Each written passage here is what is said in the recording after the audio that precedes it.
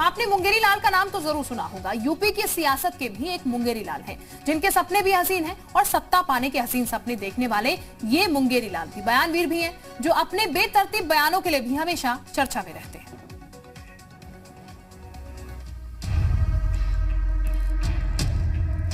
राजनीति में ऊंट कब किस करवट बैठे ये किसी को पता नहीं होता। चुनाव आते ही नेताओं का इस पार्टी से उस पार्टी में फेरबदल आम बात हो जाती है।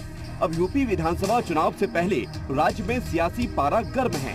सभी पार्टियां पुरजोर तरीके से कोशिश में हैं कि दूसरी पार्टियों के बागी नेता उनके साथ हो लें और सभी दल जोड़ तोड़ की राजनीति में लगे हुए हैं।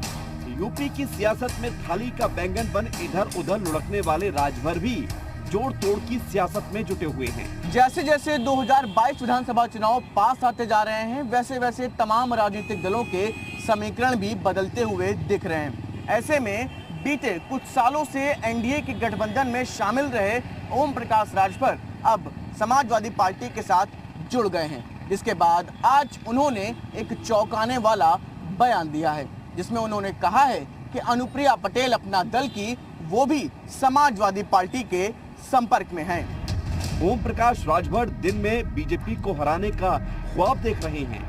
अपने बयानों से हमेशा सुर्खी बटोरने वाले राजभर का नया दावा है कि केंद्रीय वाणिज्य और उद्योग राज्य मंत्री अनुप्रिया पटेल और बीजेपी के एक वरिष्ठ नेता दयाशंकर सिंह समाजवादी पार्टी के संपर्क में हैं। राजभर ने ये भी दावा किया है कि बीजेपी विधानसभा चुनाव में 50 सीटें भी नहीं जीत पाएगी। वहीं अनुप्रिया पटेल की पार्टी ने साफ किया है कि उनका दल अभी भी बीजेपी के साथ है। बीजेपी का साथ छोड़कर अखिलेश की साइकिल पर सवार राजभर की हालत मुंगेरी लाल के हसीन सपने जैसी हो गई है। जिस बीजेपी ने राजभर को फर्श से अर्श पर पहुंचाया, आज वो उसी पार्टी की कब्र खोदने पर आमादा हैं। ये वही राजभर हैं जो अखिलेश से गठबंधन से पहले कभी ओवैसी तो कभी शिवपाल और तो और बीजेपी से भी गठबंधन की झोली फैलाएं दर दर भटक रहे थे। जब से चुनाव आयोग ने कहा है कि सारा कुछ वर्चुअल होगा, तो मुझे लगता है राजभर के पास और कुछ वर्चुअल बताने के लिए नहीं था, तो उन्होंने ये बयान जारी कर दिया। सियासी जानकारों का मानना है कि राजभर खुद भरोसे के लायक नहीं है, और जो खुद भरोसे के लायक ही न हो, उसकी बातों पर कैसे भरोसा किया जा सकता है। राजभर बीजेपी को हराने की भविष्यवाणी तो कर रहे हैं, लेकिन आज तक सियासत में वो खुद अपना स्थायी ठिकाना ढूंढ नहीं पाए हैं, और उनकी बीजेपी को हराने का दावा छोटा मुंह बड़ी बात ही कही जाएगी।